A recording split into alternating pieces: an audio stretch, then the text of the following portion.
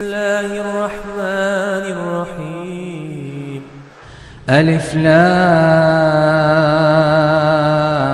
را تلك آيات الكتاب الحكيم. أكان للناس عجبا أن أوحينا إلى رجل منهم أن أنذر الناس وبشر الذين آمنوا أن لهم قدم صدق عند ربهم. قال الكافرون إن هذا لساحر مبين. إن ربكم الله الذي خلق السماوات والأرض في 6 أيام ثم استوى على العرش يدبر الأمر ما من شفيع إلا من بعد إذنه. ذلكم الله ربكم فاعبدوه أفلا تذكرون. إليه مرجعكم جميعا وعد الله حقا. إنه يبدأ الخلق ثم يعيده ليجزي الذين آمنوا وعملوا الصالحات بالقسط. والذين كفروا لهم شراب من حميم وعذاب أليم بما كانوا يكفرون. هو الذي جعل الشمس ضياء والقمر نورا وقدره منازل لتعلموا عدد السنين والحساب. ما خلق الله ذلك إلا بالحق يفصل الآيات لقوم يعلمون. إن في اختلاف الليل والنهار وما خلق الله في السماوات والأرض لآيات لقوم يتقون. إن الذين لا يرجون لقاءنا ورضوا بالحياة الدنيا واطمأنوا بها والذين هم عن آياتنا غافلون أولئك مأواهم النار بما كانوا يكسبون.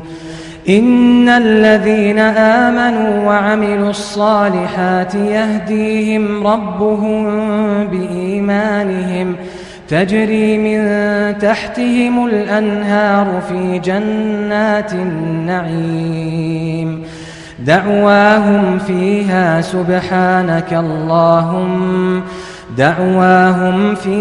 سبحانك اللهم وتحيتهم فيها سلام. وآخر دعواهم أن الحمد لله رب العالمين. ولو يعجل الله للناس الشر استعجالهم بالخير لقضي إليهم أجلهم فنذر الذين لا يرجون لقاءنا في طغيانهم يعمهون. وإذا مس الإنسان الضر دعانا لجنبه أو قاعدا أو قائما فلما كشفنا عنه ضره مر كأن لم يدعنا إلى ضر مسه. كذلك زين للمسرفين ما كانوا يعملون. ولقد أهلكنا القرون من قبلكم لما ظلموا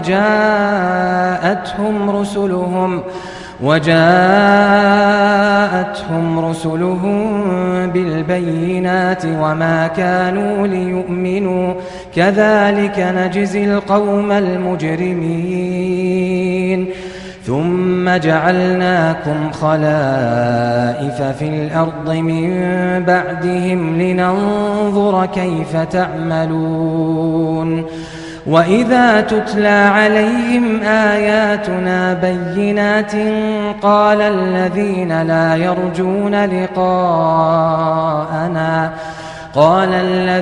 لا يرجون لقاءنا ائت بقرآن غير هذا أو بدله قل ما يكون لي أن أبدله من تلقاء نفسي إن أتبع إلا ما يوحى إلي إني أخاف إن عصيت ربي عذاب يوم عظيم قل لو شاء الله ما تلوته عليكم ولا أدراكم به فقد لبثت فيكم عمرا من قبله أفلا تعقلون فمن أظلم ممن افترى على الله كذبا أو كذب بآياته إنه لا يفلح المجرمون ويعبدون من دون الله ما لا يضرهم ولا ينفعهم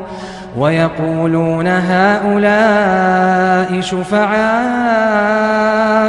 عند الله قل أتنبئون الله بما لا يعلم في السماوات ولا في الأرض سبحانه وتعالى عما يشركون وما كان الناس إلا أمة واحدة فاختلفوا ولولا كلمة سبقت من ربك